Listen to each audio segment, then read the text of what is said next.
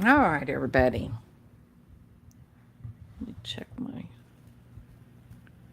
I am going to try to actually talk about true crime tonight. It feels like it's been forever and a day since I actually talked about, the thing that we talk about on this channel. So, hey, Desire of the Heart. Hi, Tabitha. Good to see you. And hi, Shaylee. Miss Kelly. Happy, happy. Bobby Cash. Miss Catherine. Okay, so um, the reason I decided to do this, I'm not going to be here long. Trust, I promise you, this is not going to be a full, conversation. Um, but I've been, a lot of people have asked this question, and I hadn't really addressed it, and so I thought I'd take an opportunity to bring it up and talk about it a little bit. There are things the as is common, I guess, in some of these mysterious cases. Um, the interest for me has sort of branched out now away from the night or what we're told is the night that Kylie died. And I have been truly mystified by the unusual behavior, comments, lifestyle that is apparent in Truckee, or even extending up to like Donner Pass, and I've gotten lost in this rabbit hole. I mean, it's a true rabbit hole.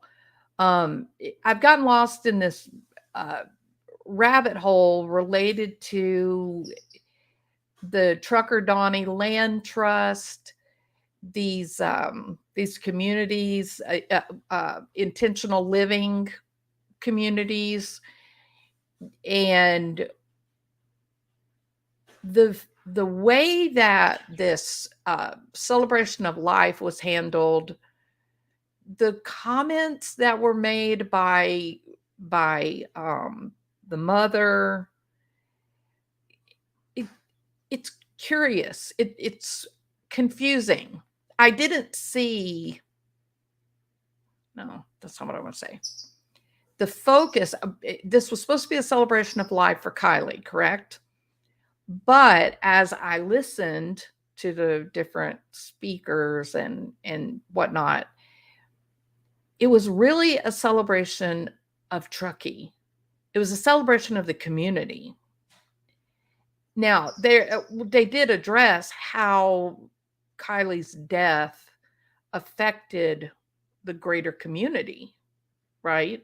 So I'm not saying that she was not present, that she wasn't included in the conversation, but if you really stop, if you stand back and you listen to the things that are being said, it becomes very clear that there's an awful lot of this is a beautiful community. This is a beautiful community. This is a beautiful community.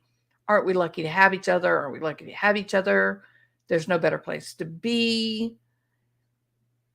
And then came the comment Kylie's death brings balance to the community. Now, I am a hands on clinician, right?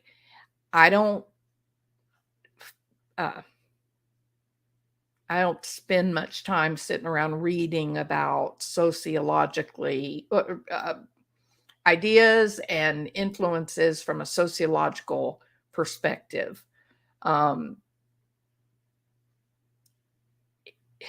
you need to understand sociology, basic theory, and whatnot if you're doing uh, hands-on, treatment work with people. But people really so I'm medically influenced. So the people that I work with often have catastrophic injuries and illness and that kind of thing. So people in that setting are really kind of in survival mode. The family is kind of figuring out a new lifestyle, how to put one foot in front of the other and that kind of thing. And so I don't do a lot of exploration about the bigger sociological study issues, but I know enough that I certainly recognize some of those influences when I see them, and I get very uncomfortable. And the reason that I don't much like the sociologist in some so when we're talking about real people that are struggling to be healthy or struggling to survive, I get a little put off by some of the cultural types of focus because they tend to erase the individual. And if you are in survival mode, the individual is carrying the whole entire load, and that is true. No matter what progressives, no matter what kind of utopian ideas that they may profess, the good from the sacrifice of the one for the good of the many, or whatever they're putting out there, if you're the one that's trying to survive, if it's your child that may not make it the next 2 hours, you don't care too much about your growing community. And those things really do pale fairly quickly when it is the individual or family unit that's under attack. The rest of it falls by the wayside. And the reason that I kind of comment on that is because I'm trying to be fair, where my ideas come from. And so when we lose a loved one, a child, it's unnatural, first of all, because, you're not supposed to bury your kids. It's your job to get old and your kids bury you. So that goes without being said. Everybody accepts that you're in unfamiliar, uncharted territory when you are burying your child, number one. Number two, the process of adjustment related to an illness or a random accident is a much, much different process than adjusting to the idea that there was someone that targeted your child and took them from you with intent, and the perpetrator is still walking free and unaccountable. That's a whole different process. A process where your loved one is the victim of a violent and deadly crime. There will be no future. There will be no new normal. It will all be the focus for the rest of your life will become embedded in that moment of violence, and you'll carry that with you. And there's a lot of people that are Duty Ron and Chris McDonough. There's a lot of creators, a lot of people on YouTube that are actual law enforcement or forensic scientists of some sort, and they deal with people who have lost their loved ones, children, to violent crime. And what becomes very clear is that the mothers, the fathers, the siblings of those murdered people, they become honorary members of the law enforcement team. They don't move past it. They are forever stuck in the trauma of the violence, of the questions, the disappearance. It's their new life, and there's no moving past it. There's no moving around the thing that hurts so badly and rebuilding into something new and restorative and better.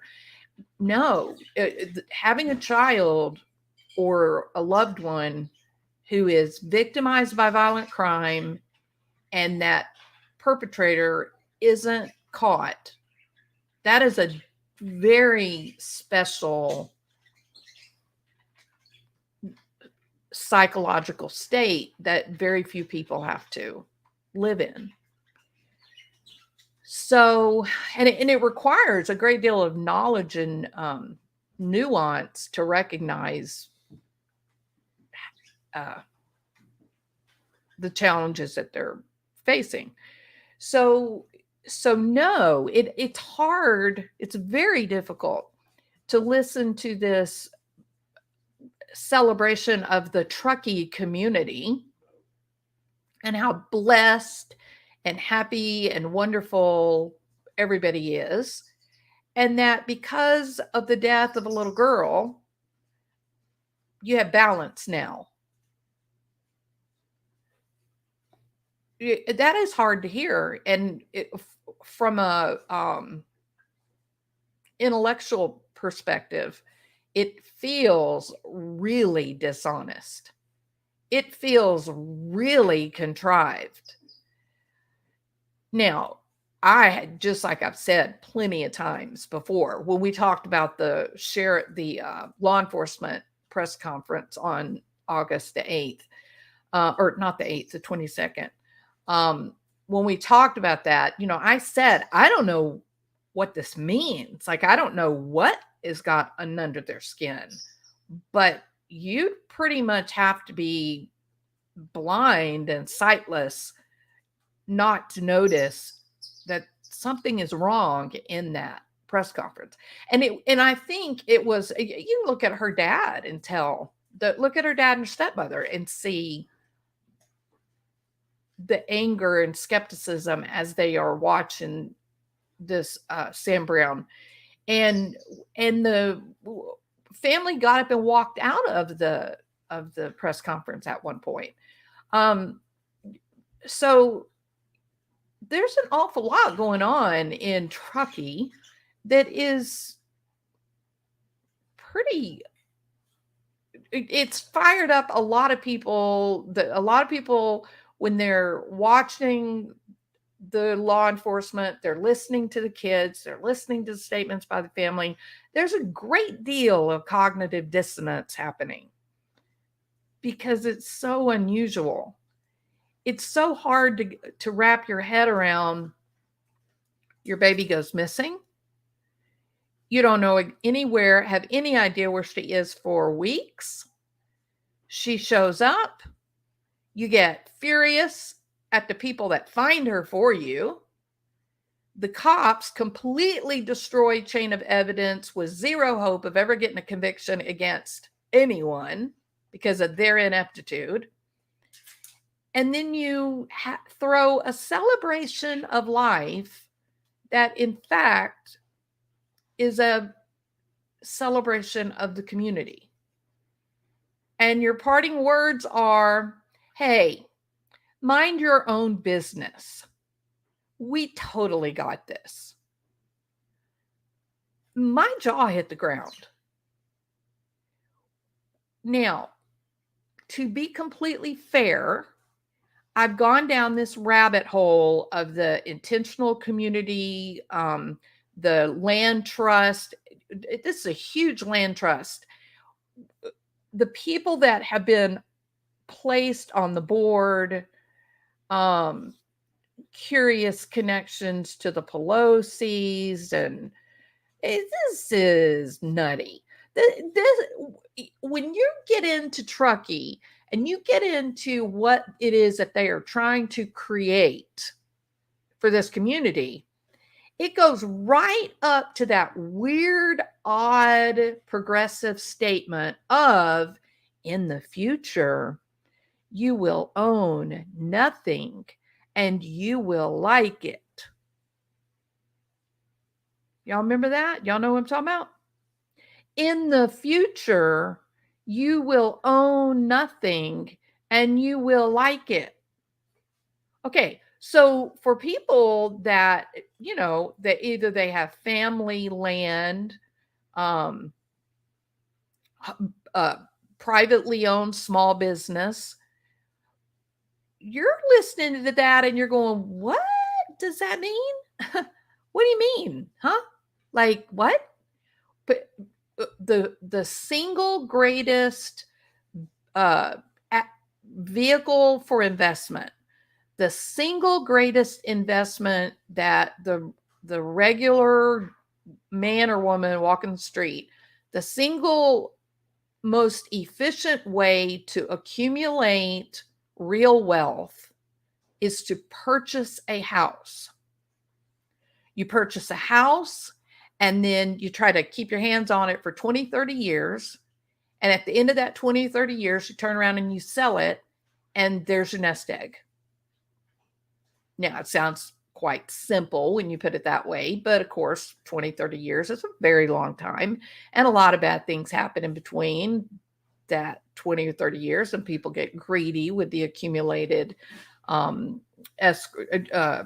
accumulated wealth, and they, pop out of that, quickly and take a fraction of what they could actually grow over time. But to say to people in the United States of America to prepare, and they're not just saying it in the United States of America, it is a slogan and a cultural shift that is being pushed in Europe and other places. And this, in fact, I believe this is a big part of what Putin is pushing against. I think he's fighting back against this kind of ideological change that's being pushed worldwide.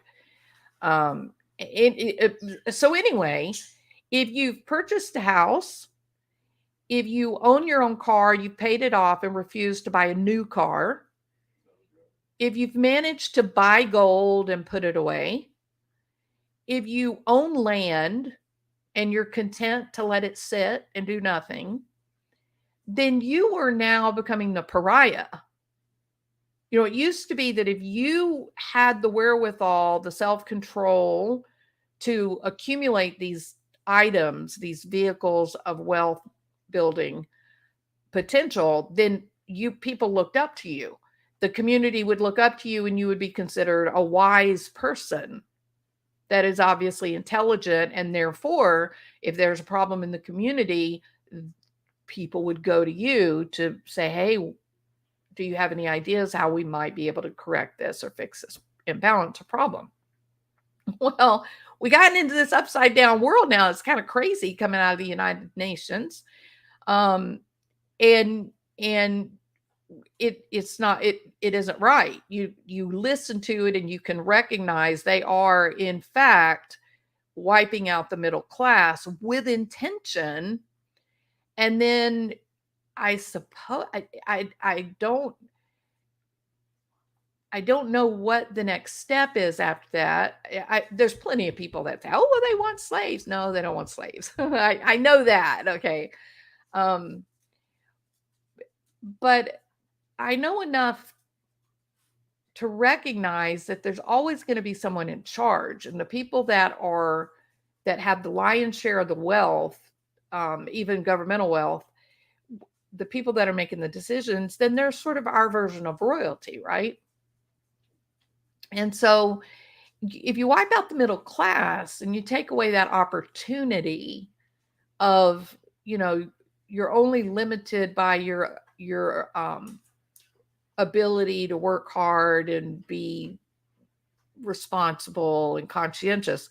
If you wipe out the middle class and you're left with a nation that doesn't have to work, doesn't want to work, and they're given a stipend that keeps them in a lifestyle that may be okay for some segments of the population, but there will always be that other segment of population with higher IQ that like the feeling of solving problems and thinking, and those people will always aspire to more. And so what do you do with them if you wipe out middle class so that opportunity no longer exists?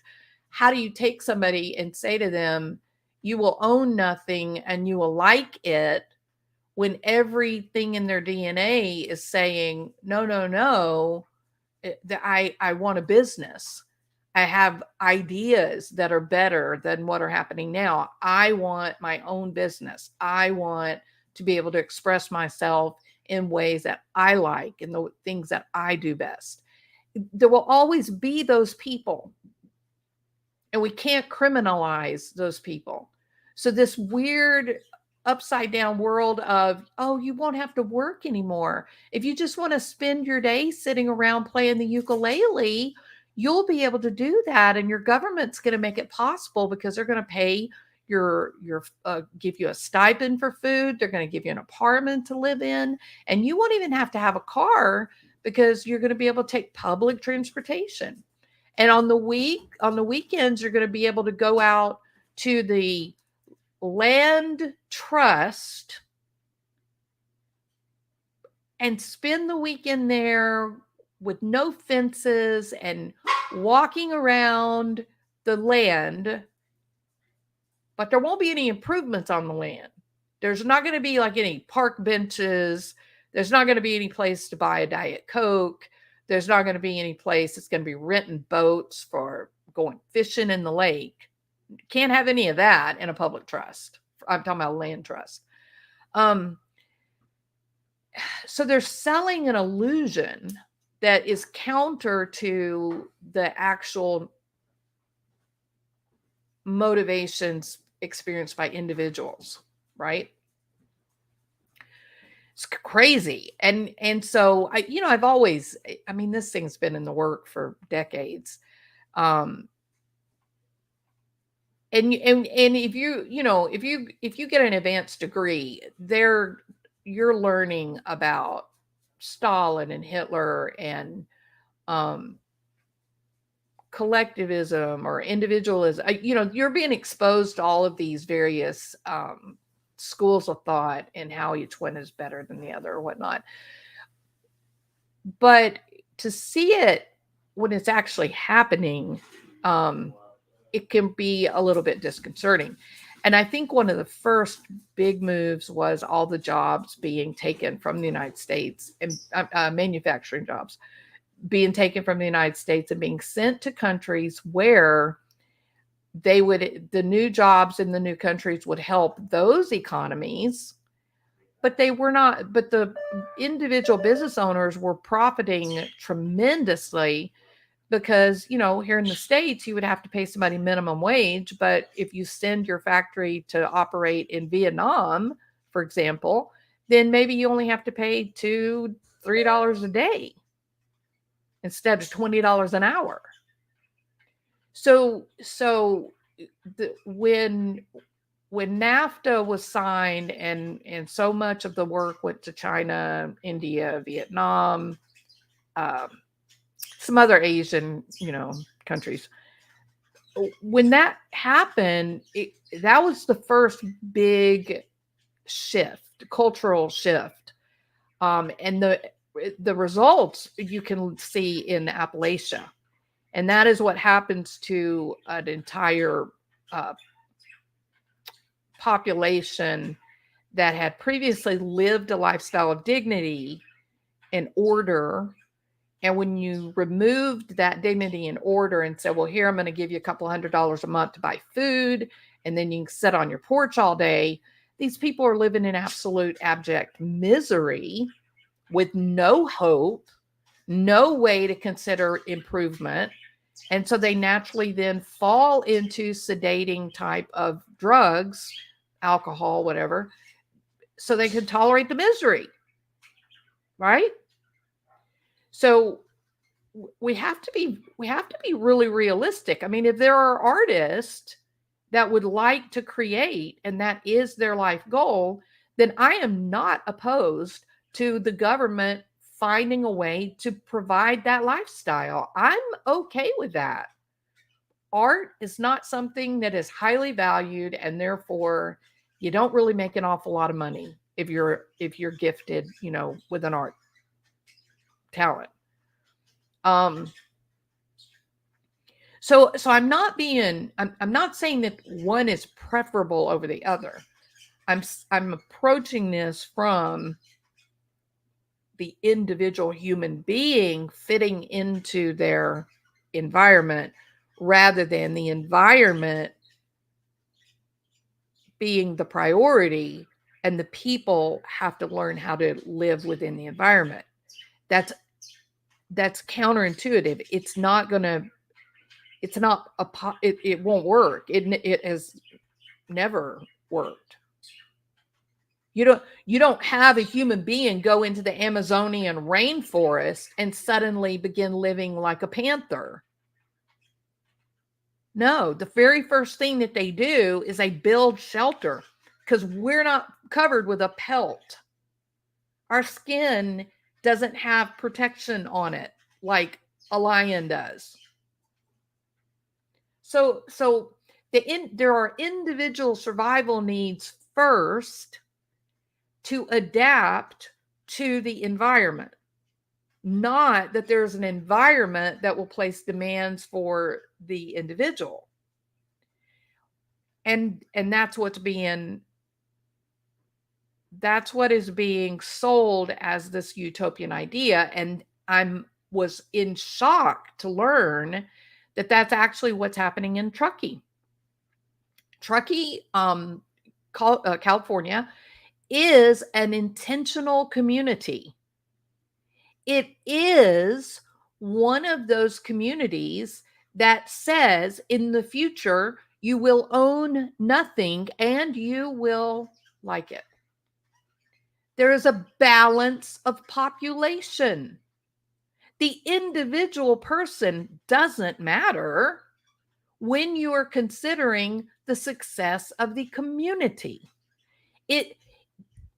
What the goal is, what they are all working for, is that their social experiment of an intentional community is successful.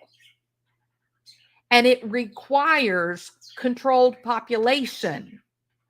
It requires that there are a balance of people of certain ages, of certain gender.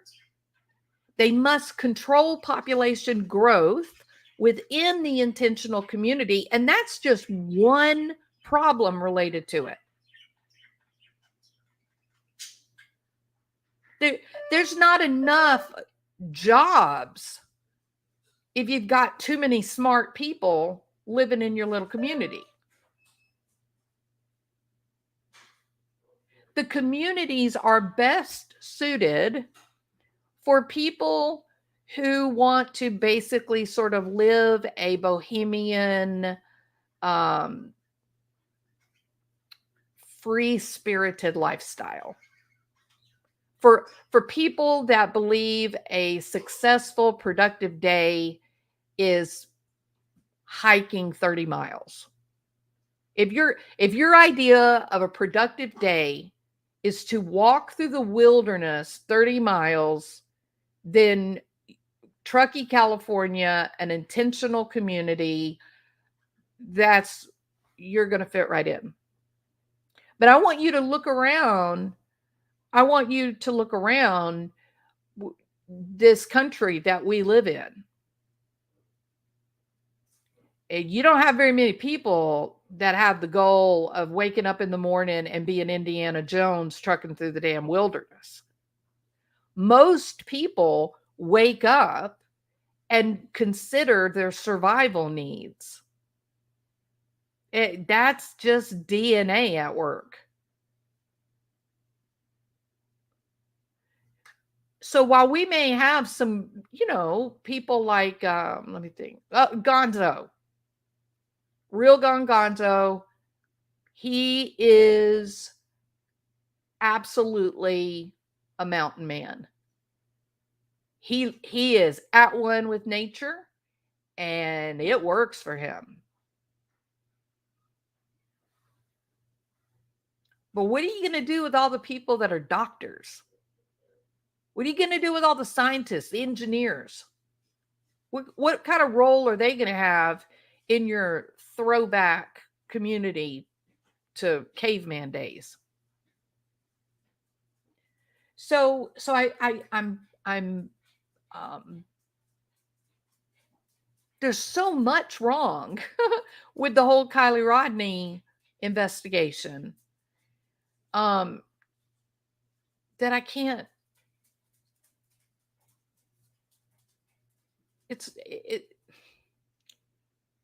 Considering what I know now about the ideology of the majority of people that live in Truckee, considering what I know now about the absolute obscene power brokers that are at the top of the food chain in Truckee. And then you think about this idea, oh, Kiely's death brings a balance to the community. Celebration of life for Truckee. It's such a great place. It's such a wonderful place. I know now what community really means. This coming from a mother whose child appears to have died from a violent crime. The police have absolutely destroyed any hopes of getting any kind of real prosecution, conviction, if it ever even would go, having no idea who is the person that committed this violent crime. And your interest is to engage in fantasy about how your child ends up in the back end, the boot of the vehicle in the water that was absolutely heavily explored by divers and boats and citizens and drones. And at a celebration of life, you tell the story that one of these kids who is keeping their mouth shut about what happened, the demise of your child. I used to think that the word community didn't mean anything. I didn't know what it meant. And now I really know. Now I really know. Now I really know how valuable the community is. Really? Why? Because you decided it's more important to keep the illusion of the community than to hold accountable and responsible the person that may have ended up putting your child in the bottom of this lake?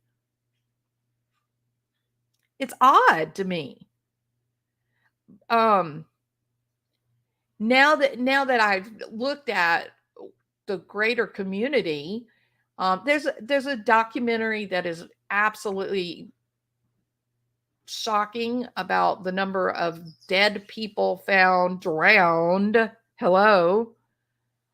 And the cops saying they were homeless, that these are homeless alcoholics that are dying in the water.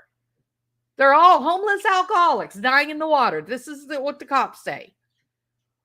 The problem is that they weren't homeless. Well, some of them were, but a lot of them were not. So now, so where I'm at right now is this whole public land trust. They call it the Truckee Donner Land Trust. It's part of the bigger trust for public land, and the amount of land that this group is taking ownership of, the land is being managed by a board of uber connected power brokers from Washington, D.C. And God, the amount of money that this group is raking in is incredible. It's incredible. So by looking at this and thinking about the overall big picture and the unusual comments that have been made about the death of this absolute bright shining star that would have come out of this community, who's driving this message that Truckee's such a great community? Why was it so important that there not be a violent crime in Truckee? Who benefits from keeping the illusion that the utopian future is real and within our grasp. Who benefits? Who benefits? By asking you to believe this. Here it is, okay?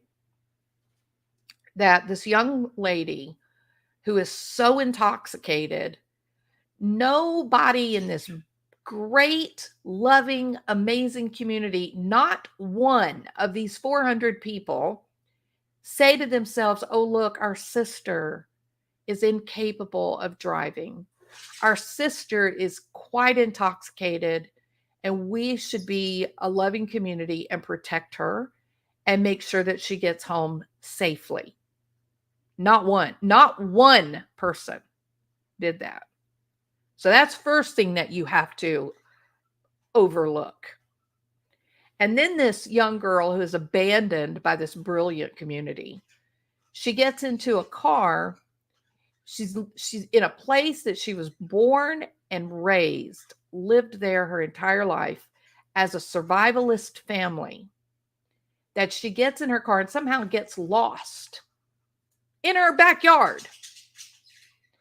She finds herself driving her car, a little SUV, down what is a road with deep grooves in it.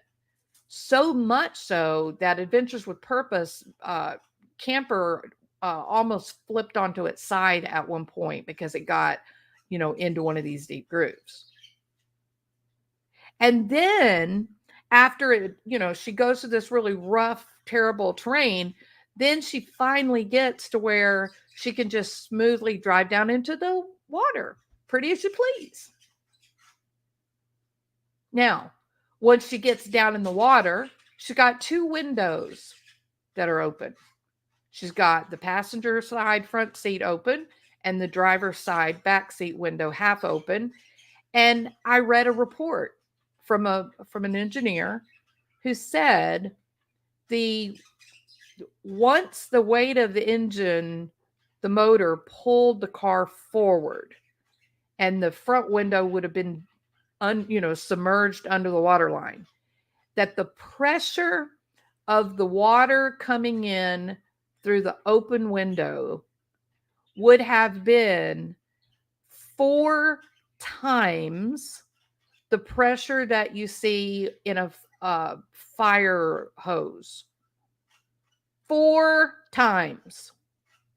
So if this kid is either sleeping, passed out, but in the front seat of the car, driving, the water coming in from her right side and the water coming in from behind her head would have absolutely kept her in the front seat.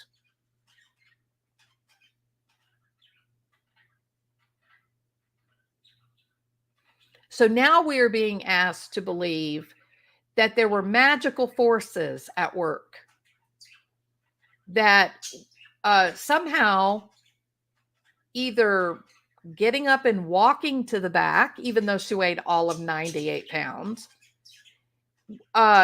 crawling over the seats, or she magically, her body defied the laws of gravity and weightlessness to go down toward the bottom of the lake and slide along the roof of the car to get all the way back into the boot of the car. Didn't happen. Can't happen that way. It's physics. So we're being asked to believe that it is perfectly reasonable to believe that she's sitting in the driver's seat with water coming into the car at the force 4 times greater than a fire hose. But she's got superhuman strength. She literally stood up and crawled through the seats, over the back seat to get into the back. That's what you're being told. or she drowned in the front seat and then somehow magically made it to the back end. I don't know how.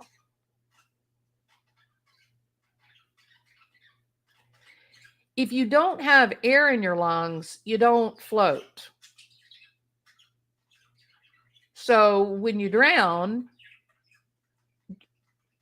that sort of makes you go down further. You don't believe me? Next time you're in a swimming pool, take a deep breath of air and see what happens. Take a deep breath of air and hold it and watch as you bob in the water without having to tread water. And then let all the air out, blow out, and you're going to magically just start going down to the bottom of the pool. So right there's a serious problem with the story that this has all been an accident.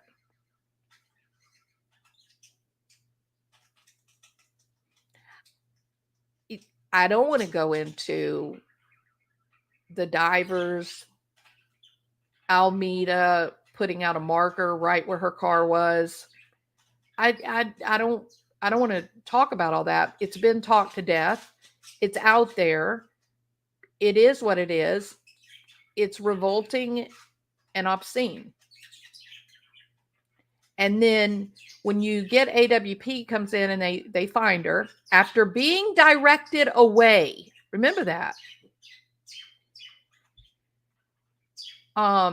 The first thing the cops do is say, go. You need to get out of here. But you know who they did not send away? Who knows? They did not send SF Investigate, Steve Fisher. So they send AWP away, make them leave the scene. Oh, they're not law enforcement officers. They don't know how to deal with a dead body. Well, so they haven't been pulling them out of the rivers for how long? What? So they kick out these guys that know what the hell they're doing. Apparently the only ones there that knew what they were doing. Kick them out, make them leave and go to the other side of the river. They didn't even just let them stand on the shoreline. They said, you carry your ass. And my question is, why? What were you afraid of? Like, you had plenty of people around. You could keep them out of the water. You were trying to keep them from seeing something. What was it? But who stayed? Who got to stay? The private investigator stayed. SF Investigates. He stayed as they're pulling the car out. But you have to understand something. He has told in multiple interviews, he has said, oh no, I don't get paid. No, no one hires me. I just go around to various crimes. I just go look at stuff. I don't get paid. I just see something interesting, get on airplane, spend my money. If you believe that, I want you to put a 1. If you believe that Steve Fisher doesn't get paid, that he does not invoice for his time, that he is going to crime scenes because they're interesting. If you believe that, put a 1. If you think that that is silly, I want you to say bull. I want you to type in bull if you think that that's just not reality. And I'm going to take a drink because my throat is like got a knife cut on it.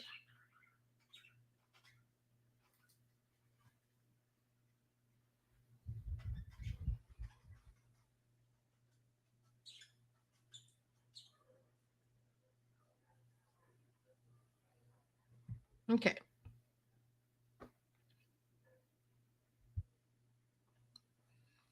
So it's this whole thing with SF Investigates. I struggle to understand what some of the things he's saying. I struggle.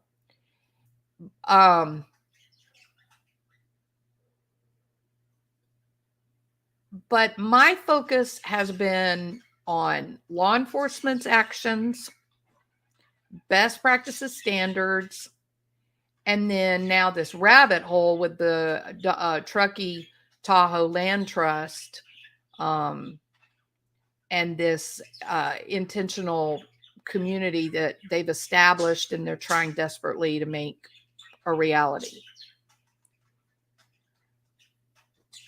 Now, here's another hornet's nest that is buzzing. I mean, it hadn't grown as big, I think, as it has the potential to get, but I think it's buzzing right now. And so I also wanted to give my opinion on this because I've had a lot of people ask me my opinion. And that is this idea of the secret cremation. Apparently, someone, I don't know who or how or why, someone supposedly got their hands on an autopsy, a Kiely Rodni autopsy report, and it shows that that her body was cremated 4 days after her body was recovered. And people are like, what? How what? So here's what I have to say about that.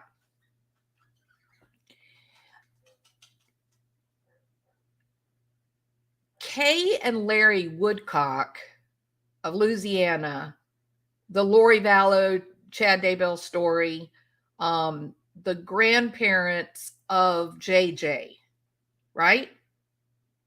They are right now still trying to get them to release the bodies of Kiely and JJ.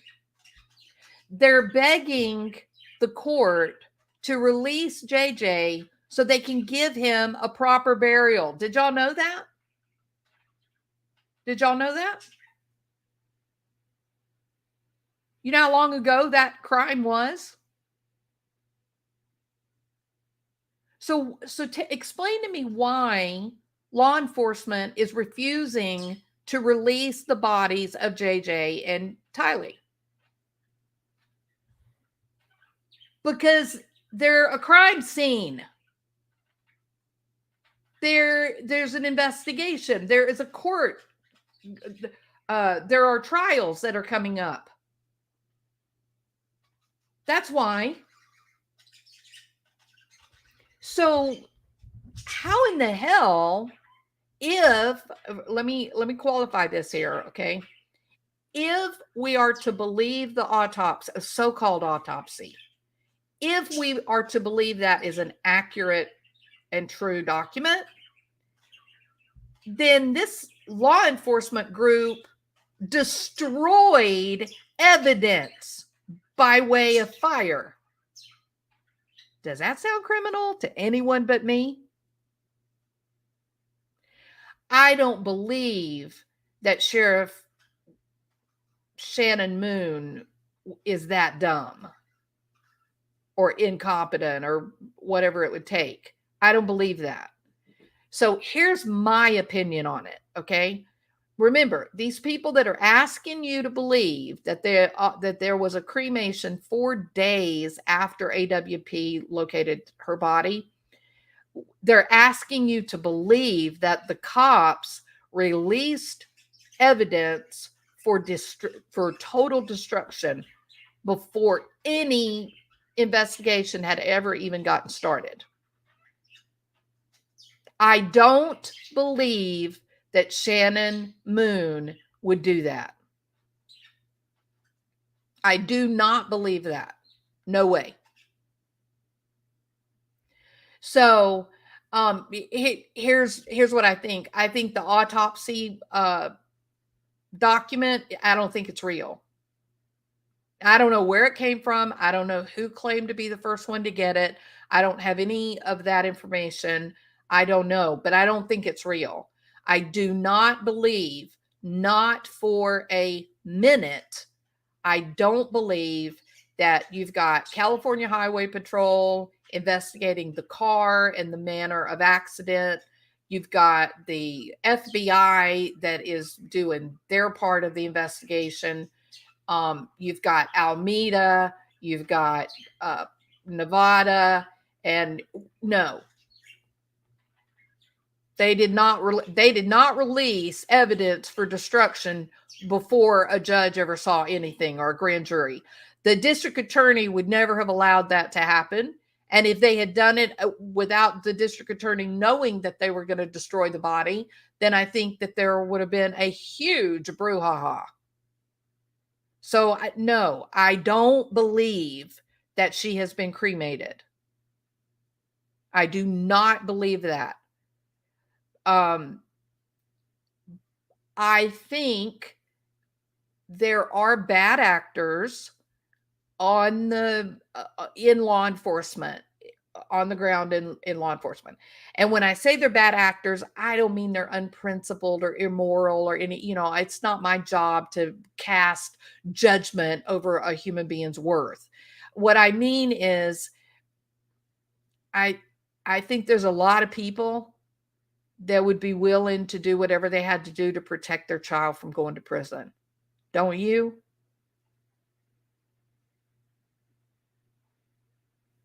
So I think we got, it seems like there's 3 officers that could legitimately have tried to make this, maybe use the rationalization, we've already lost one good teen. Why do we have to sacrifice any more of our young people? One young woman died of a terrible accident, whatever. But because we had the other kids involved, if we reveal what really happened to Kiely, then we run the risk of one or more of our other kids being sacrificed as well. Can you see that happening? So I'm not saying that if somebody were to be, if one of the officers were let me say it this way, one of the parents were called and they were just trying to take a nightmare situation and find a way out of it, is it possible that they might go a little soft around the edges on their morality? Well, yeah, sure. Sure. So, but regardless, your heart goes out to them in that type of scenario. Your heart goes out to them. It's sad. It's a bad thing. It's terrible. But for the grace of God, goes you and your family. So I'm not being cold to the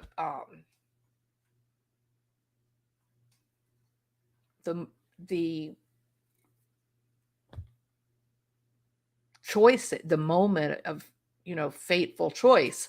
I'm not cold to that, not a bit. But there is something else happening here, and it is this. Kiely Rodni was a brilliant young woman who was gifted and had an opportunity to live a spectacular life, who had the tools, the genetic ingrained DNA that she could have been trained to do whatever she had wanted to do. Medical research, had that been her dream. And that was taken from her that night in some manner. We don't know, what. I suspect it was probably an accidental problem. Maybe she accidentally got run over by somebody. Maybe she was a part of one of their fights and got hit in the head, had a severe head injury. Maybe it was a fentanyl overdose. There's any manner of accidents, nightmares that could have happen, but then it's always in the cover up, right? It's always that impulsive, let's make this problem disappear. And that is a crime. It's a terrible crime. So,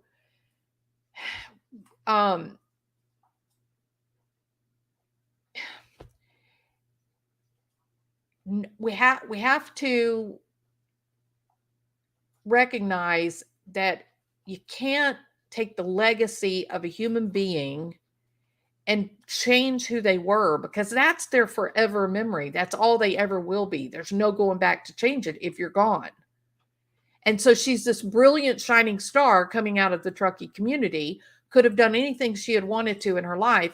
And because of that fateful moment on that night, they have now reduced her to, oh yeah, we know Kiely. Drunk driver extraordinaire. And that's her legacy now. How is that right?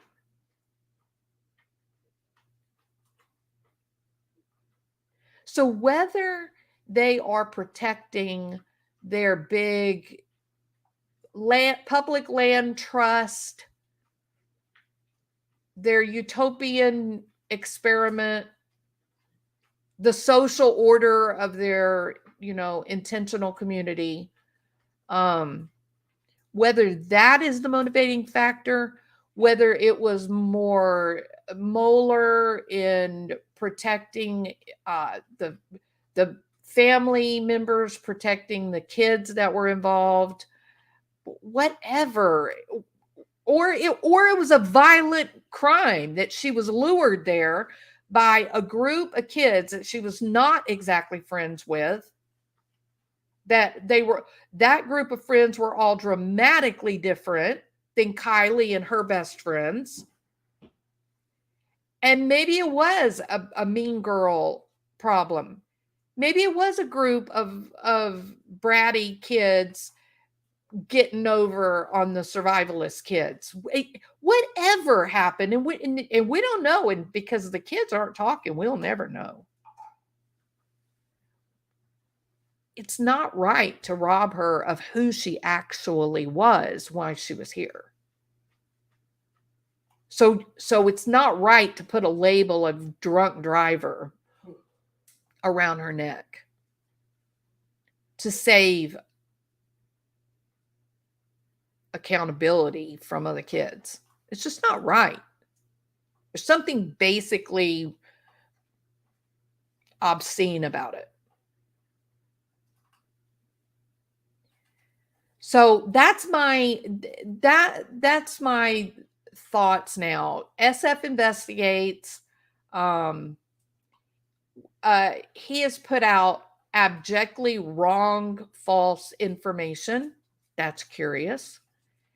The cops have made decisions that are strangely against best practice standards. And you've got people, you got a bunch of YouTubers who do true crime all the time, and their reporting hasn't changed, and no one has ever cared how they do their little stories. But now suddenly with the Kiely Rodni case, you're getting the most bizarre rumors that we really haven't seen before, except for the whole Chris Watts case, right? There are very good creators that are being attacked with the express goal of, well, we got to make them quit talking about it. We got to shut them up. That's very strange. SF Investigates is running around to all these different little small obscure channels. Anyone that's talking about Kiely Rodni, he's got his nose in. And remember, he's not getting paid. He just does this for fun. It's just not,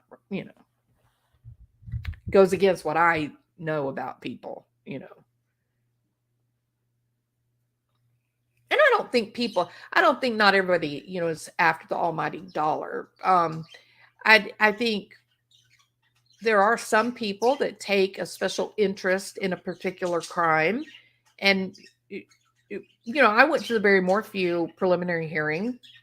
I have never been to another prelim. I mean, that was just my particular connection to that case. It, it was different, unusual, weird, but I did it. It was nice. It was fun. I learned a lot.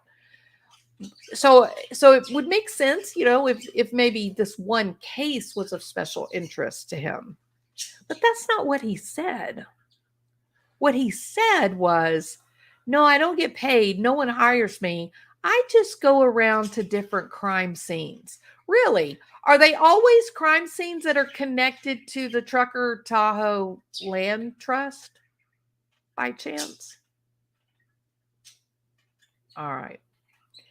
I don't believe that she's been cremated. I don't believe law enforcement overwhelmingly is, corrupt. I think there's good cops there, and I think there's been some bad cops there.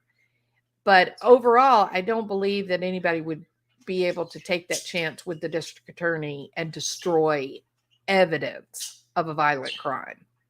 So that's my opinion. If it does turn out to be true, man, I'm going to be in total and complete shock. I don't need any additional information to make me think that the investigation was bungled on purpose. But, if it does turn out that they did cremate her 4 days after she was found, before any autopsy was completed, before any public inquiry had been able to take place, then 100%, the state of California must investigate the Truckee law enforcement officials or the county law enforcement. Absolutely. All right. Okay. I'm done. Does anybody have any questions about, this, my opinion on any more of these facts or whatever? Does she think that? No, Stephanie, my opinion is that law enforcement does not have Kiely's telephone. No, I don't think anyone has it. I think someone had it and it's been destroyed. However, if the laptop that was found is actually her laptop, then any information from her phone will be on the laptop or in the cloud. So they might as well have the phone, since they do have, in fact, her Apple computer. They are into paganism and Krishna. The Scientology is a really big influence in Truckee among the power elite. But in terms of the more bohemian, yeah, there's a great deal of paganism. They've got a sacrificial rock, for God's sake. They go and do ceremonies at sunrise and sunset on certain days. This is the real deal. This community is what it looks like. The Worldwide Church of God, headquartered in Truckee and started in Texas. If we're talking about the same thing, right, Kathy? That's more of this. A lot like the whole Valo Day Bell 144,000 preparing the people group. Yeah.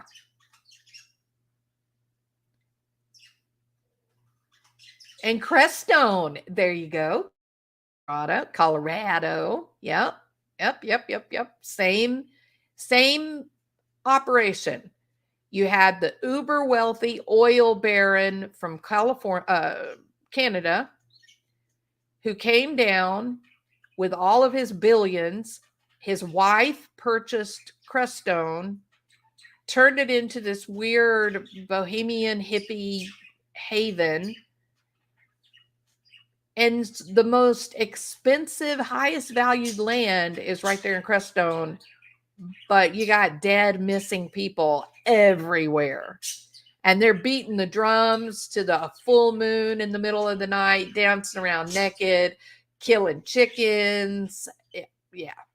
Same group.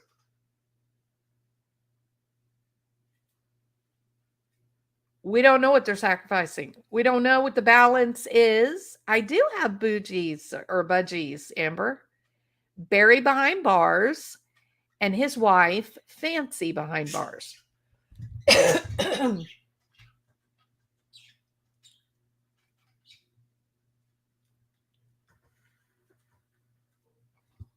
Any more questions about the whole Kiely Rodni thing?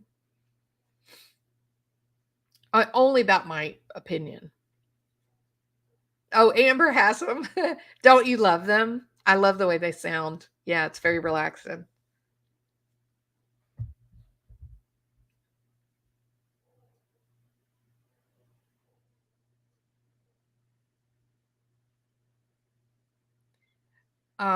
People were pulling tarot cards at the memorial. I did not know that, Alessia. I did not know that. Medical experiments. Parakeets. It's a fancy name for parakeets. I have a blue one. And then I have a white fancy. She's almost solid white. And then she's got a big splash of a tanzanite blue on her back and then a little bit on her tail. She's really really beautiful. And her, I don't know what it's called, the beak and the place where she breathes, it's like a lavender color. It's really pretty. Oh, look at Amber, great minds think alike. Yeah, they're survivalist cinnamon. Oh, no, you're talking about the church. Yeah, they're a doomsday cult. Yeah.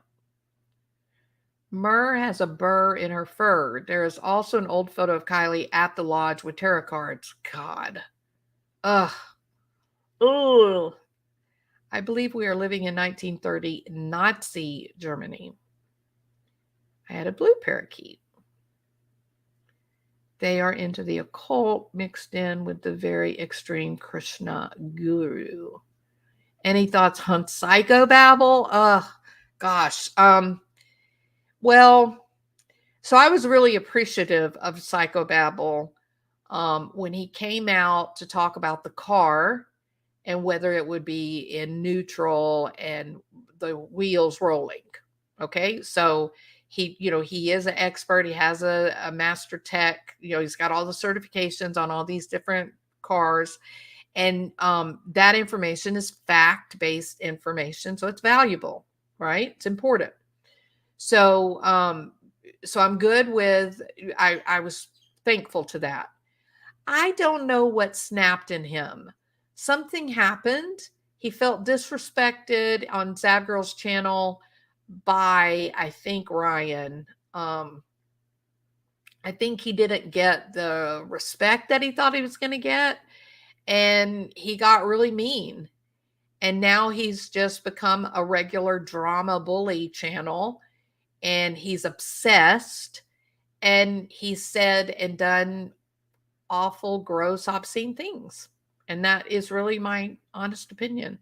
I don't think it started out that way. I think he just kind of lost control of what he was doing. Truckee sounds like the first 25 years of my life. These kids got a pass from the get-go. No one will pay. And as far as the town's concerned, we are to never speak of it again. That is my fear. I'm glad you left that comment, Elizabeth. That is what I'm feeling is happening. I mean, think about all the people that have been drowned, and they lied and said that they were homeless people, and the family members have made a movie about it and said, no, my brother had like a $70,000 RV that he lived in. He had loads of money in the bank. These are family members that are speaking out, and they're saying, no, my brother was not homeless and he did drown.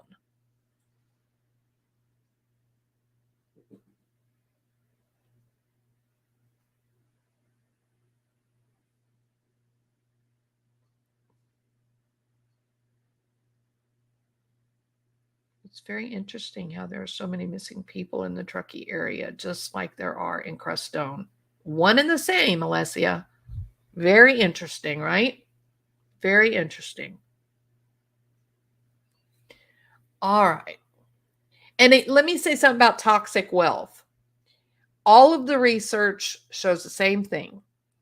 Whomever you are, before you come into your large sum of money, that the money accentuates who you are. So if you're highly principled and moral person, the money will make you more so. If you're a liar, a cheater, no good, and you come into money, then you lie worse, you cheat worse, you act more horrible. So I think we have to be careful. Just because somebody is able to accumulate some wealth, that doesn't make them bad. I've seen a lot of people say, "Well, they're sociopaths." Not necessarily. Maybe they just have a good work ethic. Maybe they have goals. Maybe they're really lucky.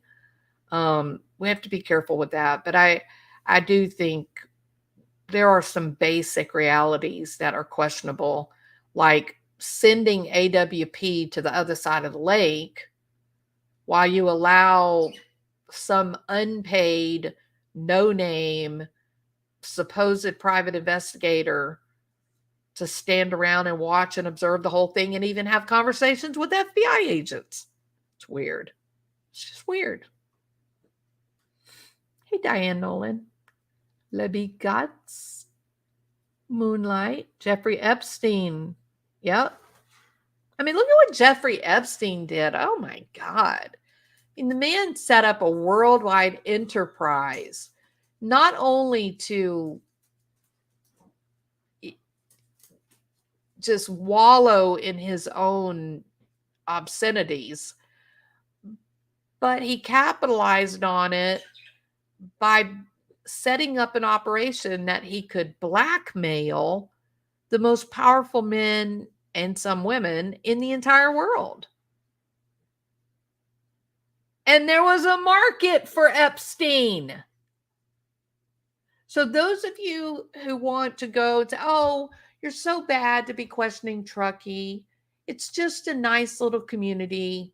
Oh, you have to be a conspiracy theorist, an evil, awful conspiracy theorist to believe that there's evil in the world.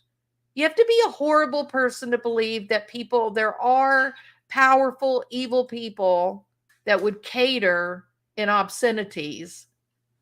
You're actually the one that's revealing your shallow thought. Exhibit A is Epstein's little black book. The people that he was carting around the world on his private jets to islands where horrible nightmares happened. Yeah. So if you think that there's not people doing horrible things in this country, then tell me where all these kids are disappearing to.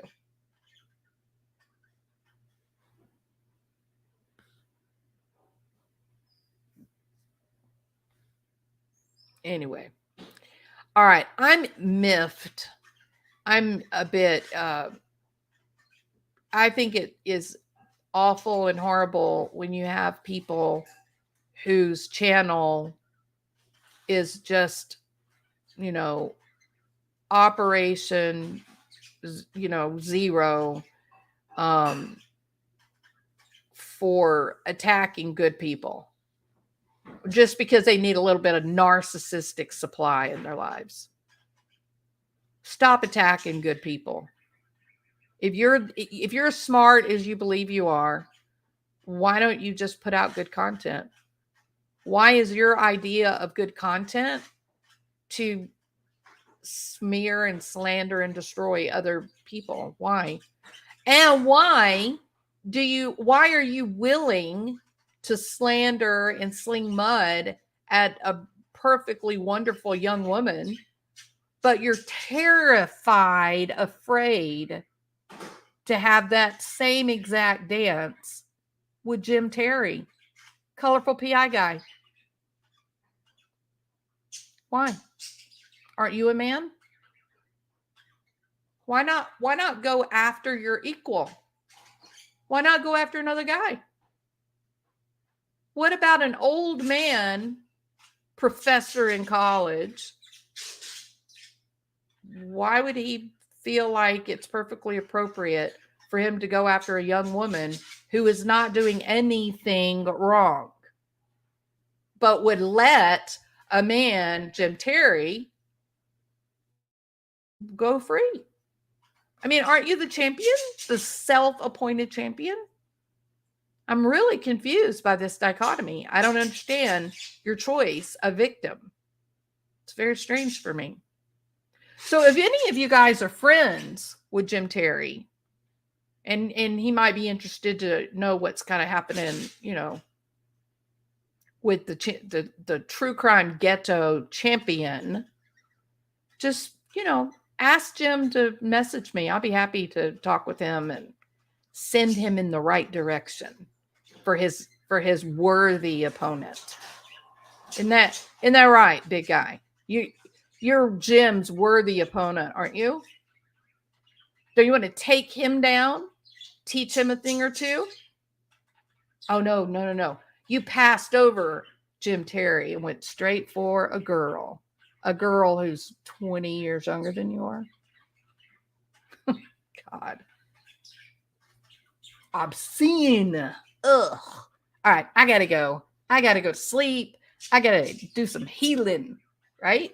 It is provocative, Moonlight View. It is wrong. This whole thing is just, I remember, and I made the statement today, this is so similar to the Chris Watts debacle that I just experienced this urge, this dramatic push to just get away from the Chris Watts content.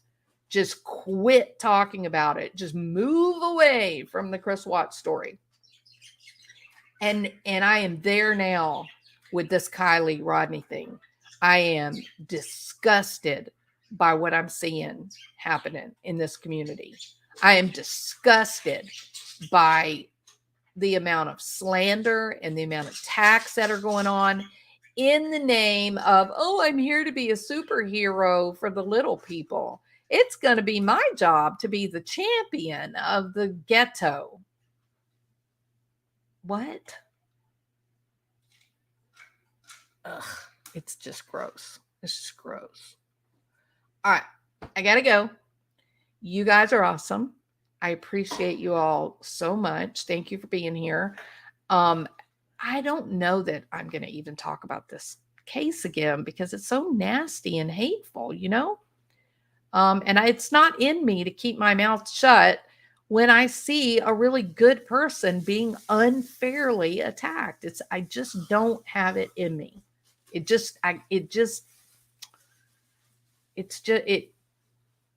We shouldn't. None of us should. None of us should. There's a grown man sitting over there, an old guy who's got supposedly a master's degree. He loves to tell people, he likes words like sycophant, and he likes to pretend to be able to have a conversation about, CERN and the Large Hadron Collider. And he wants to tell he's an expert in every kind of philosophy and every kind of sociology and every kind of cultural theory. And he's given this impression that he's all-knowing and omniscient and that he's the moral authority and that God spoke to him and said, him, we need a champion and you are it. And he presents himself now into this community, begins to call every single person here an opportunist, a fraud, a liar, that we all have an act going on to steal people's money. He is telling bald-faced lies about Zav Girl, who is a very good person, very good human being. This is an old guy.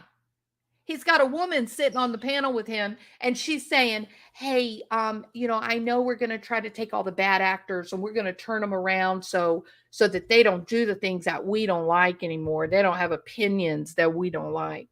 Thank you. And one of the bad actors, one of the worst actors, well, that would be Jim Terry. We want you to go after Jim Terry because he's a bad, bad man.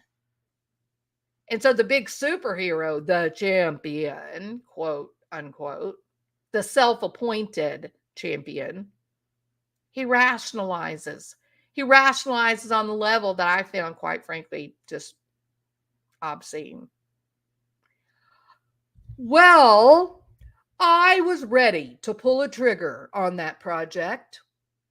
I was ready to go after Jim Terry. I was ready to do that work, that important job. But then I realized that this is sort of Jim Terry's shtick. This is what he does. He just pretty much wants to be the worst guy around. He's using bad behavior to make some money. And if I go after him to reveal that he's a bad actor, all I'm going to do is get him more subscribers.